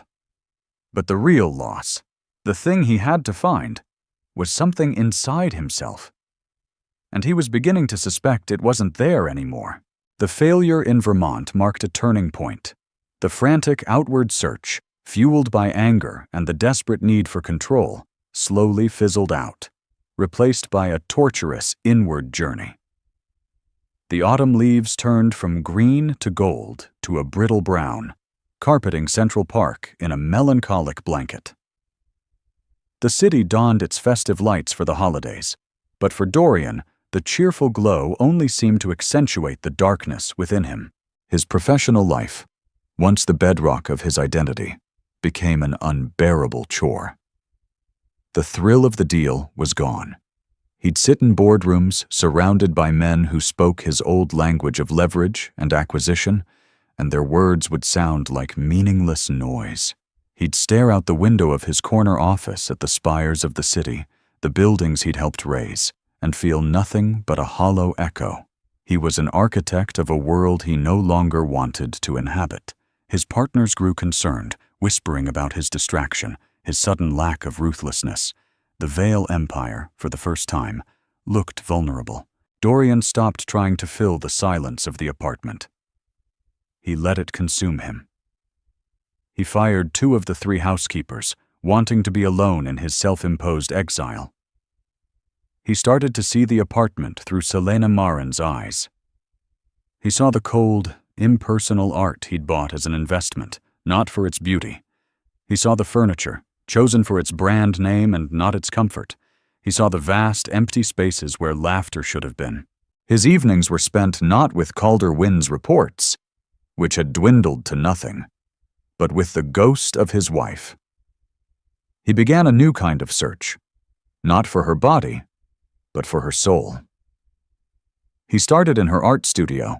The room, at the far end of the penthouse, had been her sanctuary. Sunlight poured in from a skylight he'd had installed at her request. He'd seen it as an expensive indulgence. Now he realized it was her lifeline. He ran his hand over her easel, the wood worn smooth. He looked at her canvases, stacked against the wall. Most were landscapes, moody, atmospheric scenes of stormy skies and churning seas. He'd always dismissed them as her little hobby. Now he saw the raw, untamed emotion in every brushstroke. He saw her loneliness, her yearning for something wild and real, a stark contrast to their sterile, ordered life. On a small wooden desk in the corner, he found what he was looking for, though he didn't know it until he saw it. A leather-bound journal. It wasn't a diary of daily events, but a collection of thoughts, sketches, and pasted-in scraps of poetry. His hands shook as he opened it. Reading it felt like a profound violation, yet he couldn't stop. It was the only way to hear her voice again. The early entries were filled with a light and hope that pierced him to the core. October 12th. Met a man named Dorian tonight. He has the most intense eyes, like he's trying to solve the world. But when he looked at my paintings, he fell silent. He didn't talk about market value. He asked me what I was feeling when I mixed the blues for the sky. I think I'm in trouble. Dorian had to close the book, a sob catching in his throat. He remembered that night. He remembered being struck by her sincerity, a quality as rare as a flawless diamond in his world. He had been that man. Where had he gone? He forced himself to read on, tracing the slow, painful erosion of her hope. March 4th. Dorian closed the Sterling Tower deal. He was electric, a force of nature. He bought me a Cartier bracelet to celebrate. I wish he'd just come home and we could have ordered pizza and watched a movie. The bracelet is beautiful, but it feels so heavy on my wrist. August 21st. I told Dorian I was pregnant. For a moment, just a moment, I saw the man I fell in love with. He was stunned. Then his eyes lit up. He held me so tight. He whispered, "We're going to have a family." I cried with happiness. Please, God, let this be real. Let this change things. The next entry was dated 2 months later, October 30th. He's planning. Not for the baby, but for the heir. He talks about trust funds, boarding schools, and which wing of the penthouse will become the children's quarters. He hired a consultant to design the nursery. I told her I wanted to paint it myself. She looked at me with pity. I am becoming a decorative feature in my own life, in my own child's life. The most painful entries were about Vera Nocturne. Celine Marin never used her name. She was just her. February 11th. He came home late again, smelled of jasmine and ambition. A perfume I've smelled before on a scarf in his car. It's not just the betrayal of the body, it's the betrayal of the mind. He shares a world with her that I cannot enter, a world of sharp edges and cold calculations. I think he finds it more exciting than my world of soft colors and quiet love. Perhaps he's right. Dorian threw the journal across the room. It hit the wall with a dull thud and fell to the floor. Pages splayed open. He was gasping for air, the weight of his cruelty pressing down on him, suffocating him. He hadn't just been negligent. He had been actively cruel in his blindness. He had taken her light and ounce by ounce extinguished it. The date of the baby's birth came and went in late November. Dorian spent the day locked in the apartment, drinking himself into a stupor. He imagined her in a hospital somewhere, alone and scared. He imagined her holding their son for the first time. His son. A boy he had a name for. Alexander. A strong name, a founder's name he'd once told Selena Marin. She had smiled sadly and said, "I like Oren." He wondered what she had named him. Was he Alexander? Or was he Oren? The not knowing was a special kind of hell. The new year arrived. A time for resolutions Dorian had no will to make. His only resolution was to understand. He picked up the journal again. The final entries were a chilling descent into resolve. March 18th. I can't do this anymore. I saw my reflection today and didn't recognize the woman staring back. Her eyes were empty. My son kicks inside me, a vibrant, powerful life force. He deserves a mother who is alive, not a ghost haunting a penthouse. I cannot let him be born into this gilded cage. He will not learn that love is a transaction and silence is a currency. April 5th. I've started to make a plan. It's terrifying, but the thought of staying is more so. I am erasing myself bit by bit so I can be reborn somewhere else. For him. I will take him to a place with a wide open sky, a place where he can hear the ocean and feel the wind, a place where his mother's smile is real. The final entry was a single devastating line. April 29th. Goodbye, Dorian. I hope one day you forgive yourself. I don't know if I can. He finally understood. This wasn't an act of revenge. It was an act of preservation. She hadn't run from him in anger. She had run to save herself and their child. The psychological conflict within him reached a crescendo. The arrogant tycoon and the broken man were at war. For months, he had been mourning his loss, his wounded pride, his shattered control. Now, for the first time, he began to mourn for her. He mourned the pain he had caused her, the joy he had stolen from her, the beautiful, hopeful heart he had so carelessly broken. His regret was no longer a selfish ache. It was a profound, empathetic sorrow. And with that shift, a sliver of light pierced his self-inflicted darkness. The rage was gone. The desperation was gone. All that remained was a vast, quiet ocean of remorse. He knew he had to change. Not to win her back. He had lost that right forever. But to honor the man she had once believed he was. He picked up the phone, but this time, he didn't call Calder Wynn. He called the head of his foundation, the charitable arm of his company he'd always treated as a tax write-off and a PR tool. "Elias," he said, his voice raspy but clear. "We're going to make some changes. Big changes. Liquidate the holdings in the Veyron project? Yes, all of them. We're going to start a new fund, a grant for undiscovered artists, specifically young women. We'll call it the Celine Marin Grant." He was deconstructing his empire, piece by piece, and trying to build something that she might have admired. It was too little, too late. He knew that. But it was a start. It was an apology whispered into the void, a penance for a lifetime of sin he was only just beginning to comprehend. He was no longer searching for his wife. He was searching for his own soul.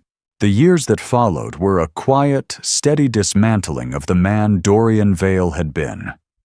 The process was not a dramatic overnight transformation, but a slow, arduous chipping away at a lifetime of hardened ego. Regret was his constant companion, a shadow that walked with him through the now hushed corridors of his life. He started by selling the penthouse. The decision shocked his business partners and the society pages that had once chronicled his every move.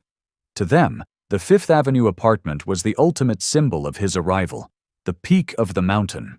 To Dorian, it had become a mausoleum of his failures, every marble surface reflecting a painful memory.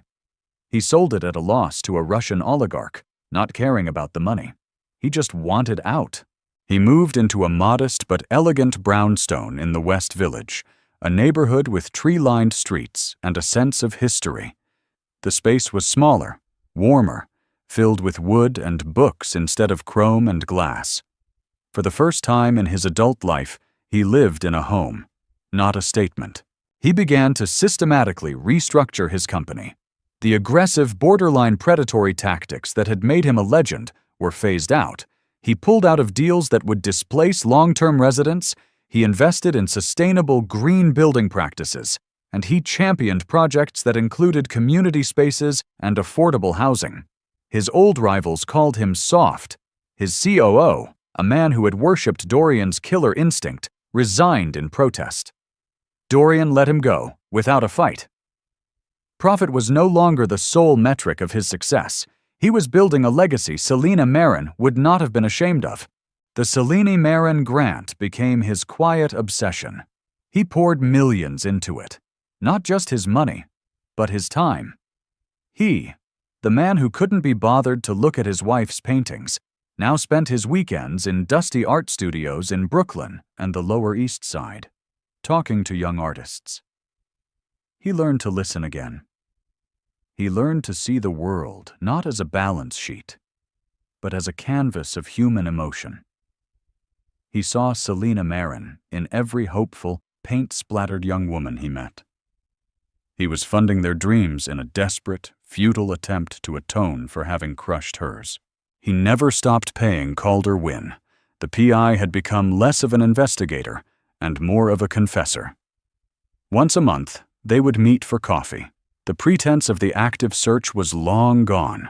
The meetings were a ritual of remembrance. "Anything?" Dorian would ask, the question a hollow echo of its former urgency. "Nothing, Dorian," Calder would reply gently. "It's been 5 years. Her trail is colder than a morgue slab. She did a masterful job." "She was masterful at everything she cared about," Dorian would say, a sad smile touching his lips. He no longer felt anger at her skill in disappearing, only a profound sense of respect. He never dated. Women were still drawn to him. The aura of power, though muted, was still there, now overlaid with a tragic, romantic mystique. But he was uninterested. It would feel like a betrayal, not to Selina Marin, but to the memory of his own failure. He was a monk in a monastery of his own making, his penance a life of quiet solitude. He kept only a few mementos of his former life with her. The half-finished painting from her studio now hung over the fireplace in his brownstone. The landscape of the windswept coast was a daily reminder of the world she had yearned for. He also kept her journal, not to torture himself with the painful memories, but as a sacred text, a guide to the man he was trying to become. One crisp autumn evening, 7 years after she had vanished, Dorian was at a small gallery in Chelsea, attending an exhibition for one of the first recipients of the Selina Marin grant. The artist, a fiercely talented young woman named Isla Rowan, was giving a speech. "I wouldn't be here without this grant," Isla said, her voice thick with emotion as she stood before her large, vibrant canvases. "It's not just the money. It was the belief. The founder of this grant, who wishes to remain anonymous, gave me the freedom to fail, the space to create, and the encouragement to speak my truth through my work. It's a gift of presence, not just of wealth. A gift of presence." The word struck Dorian with the force of a physical blow. It was the very thing Selina Marin had accused him of withholding. He stood at the back of the crowded gallery, a ghost in his own life, and felt a tear slide down his cheek. He had become the man Selina Marin had needed, but 7 years too late. Later, as the crowd thinned, Isla approached him. "Mr. Vale, thank you for coming. It means the world to me." She knew, as did all the recipients, that he was the anonymous founder. "The work is extraordinary, Isla," he said, his voice hoarse. "You have a powerful voice." "I had a good teacher," she said, smiling. "My mentor. She's the one who encouraged me to apply for your grant. She's an artist herself, though she rarely shows her own work anymore. She says her masterpiece is her son." A strange stillness came over Dorian. The low hum of the gallery faded away. "Your mentor?" he asked, his heart beginning a slow, heavy drumbeat against his ribs. "Yeah, she's amazing," Isla gushed, oblivious to the storm brewing inside him. "She lives up in Oregon, a tiny town on the coast called Cannon Beach. She moved there years ago from back east. Her name is Selina Marin Vance." The world tilted. Vance. Selina Marin's mother's maiden name. Oregon. A tiny town on the coast. The windswept landscape in the painting above his fireplace. The pieces of the puzzle, scattered for 7 agonizing years, slammed into place with a terrifying, beautiful clarity. Isla was still talking.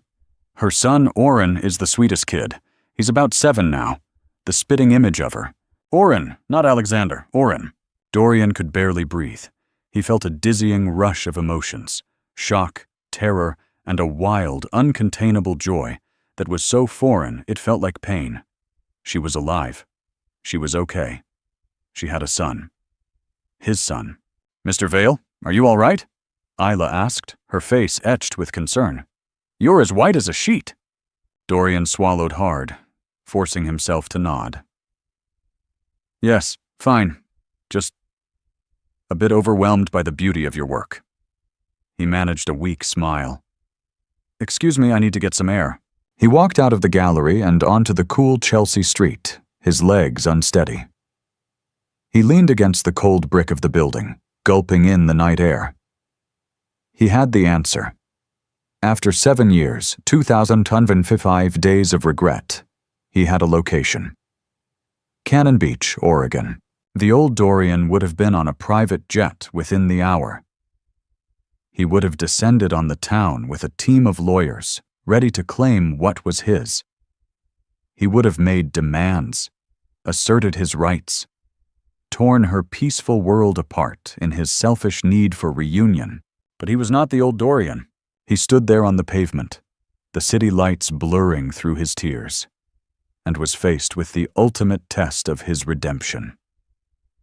What do you do when you find the thing you've mourned for a lifetime?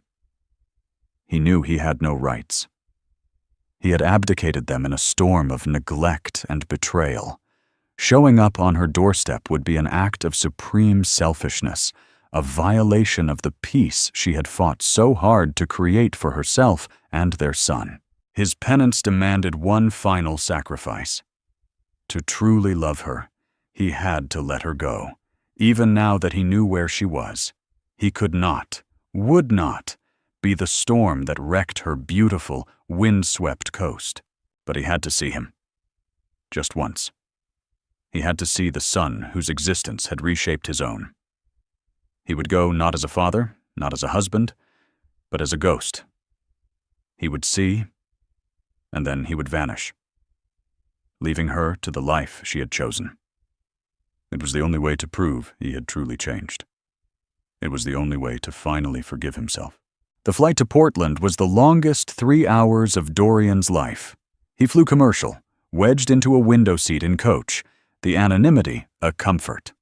The man who once crisscrossed the country in a Gulf Stream now watched the patchwork of America slide by beneath him, a landscape of lives he knew nothing about. He was just another man on a journey, his heart a tangled mess of hope and dread. From Portland, he rented a nondescript sedan and drove west, towards the coast. The urban sprawl gave way to dense evergreen forests, the air growing cooler, tinged with the scent of pine and salt. As he neared the ocean, the sky opened up into a vast, moody canvas of gray and silver, exactly like the skies in Selena Marin's early paintings. He was driving into her art, into her soul. Cannon Beach was even more beautiful and understated than he had imagined. Weather-beaten cedar-shingled houses were tucked amongst wind-swept trees. Art galleries and small independent bookstores lined the main street. In the distance, the iconic Haystack Rock loomed out of the mist, a silent, ancient sentinel. This was the world she had chosen. A world of nature, art, and quiet community. A world that was the absolute antithesis of his Fifth Avenue penthouse. He didn't know what he was going to do. He had no plan beyond seeing, observing. He checked into a small, unassuming motel at the edge of town, using a fake name. For 2 days, he was a ghost. He walked the misty beaches, the cold sand crunching under his shoes.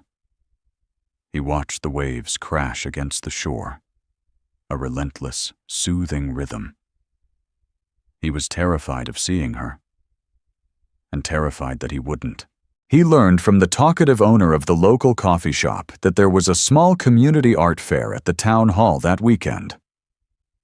"The whole town turns out for it," the owner said. "Even Celine Marin Vance usually puts a piece or two in. Her stuff is incredible. Mostly keeps to herself, her and her boy, Orrin. But a lovely woman." His heart hammered against his ribs. Her and her boy, Orrin. The day of the art fair was overcast and blustery. Dorian wore a simple jacket and a baseball cap, his face obscured, his heart in his throat.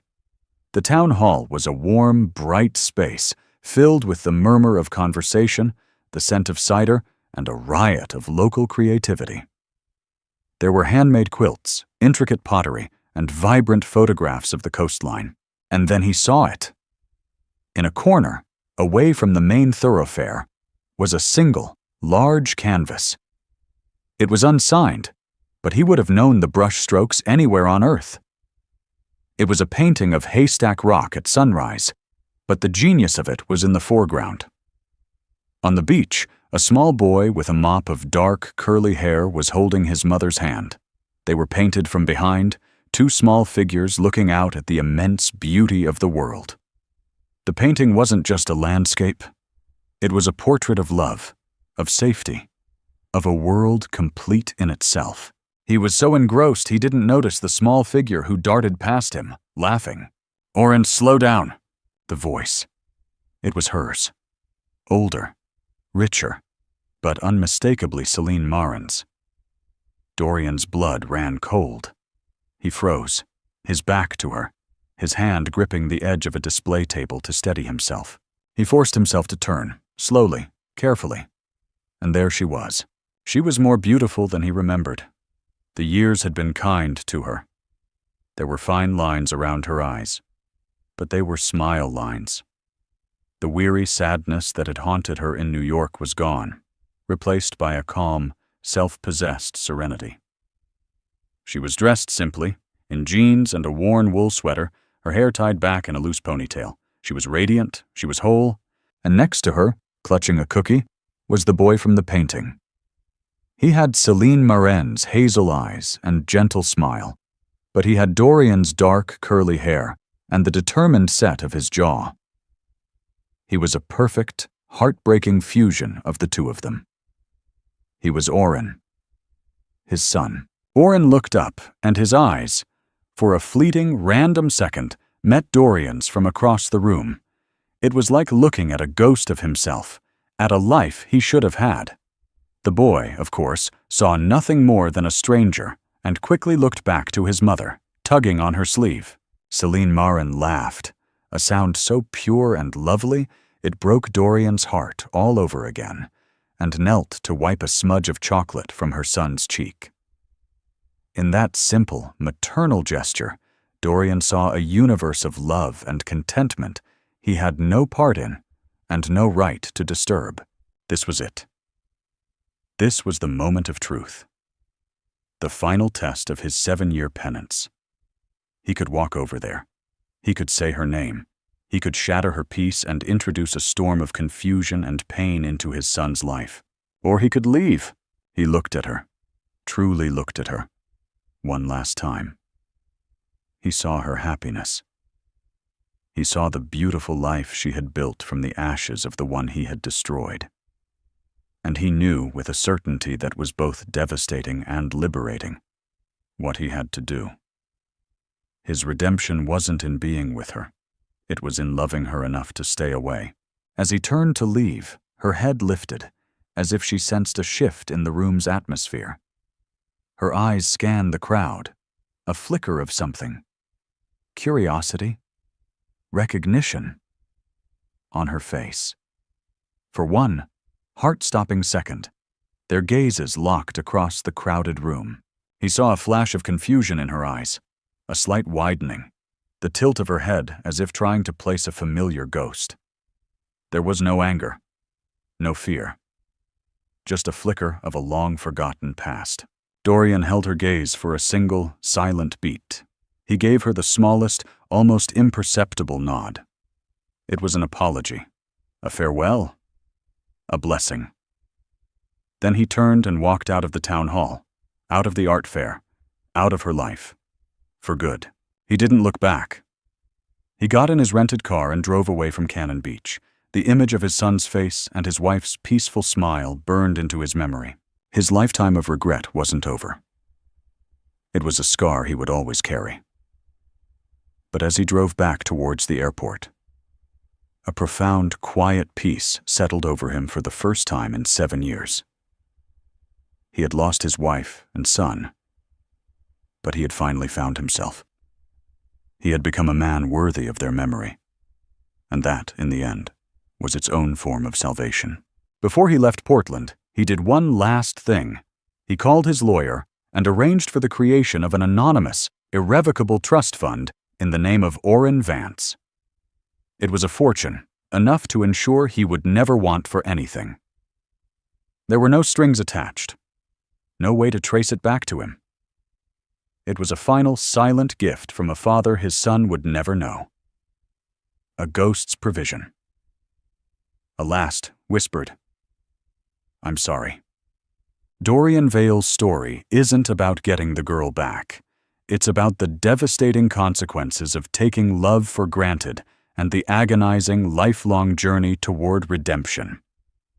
He lost everything he thought he didn't need, only to realize it was all that ever mattered. His journey teaches us that true change isn't about grand gestures to win someone back, but about the quiet, painful work of becoming someone worthy of the love you lost. It's a raw and honest look at regret, and the difficult truth that some mistakes can't be fixed, only atoned for. If this story of love, loss, and the faint hope of redemption touched your heart, please let us know in the comments. What part of Dorian's journey resonated with you the most? Don't forget to like this video, share it with someone who appreciates a deep, emotional story, and subscribe to our channel for more content that explores the complexities of the human heart. Thank you for watching.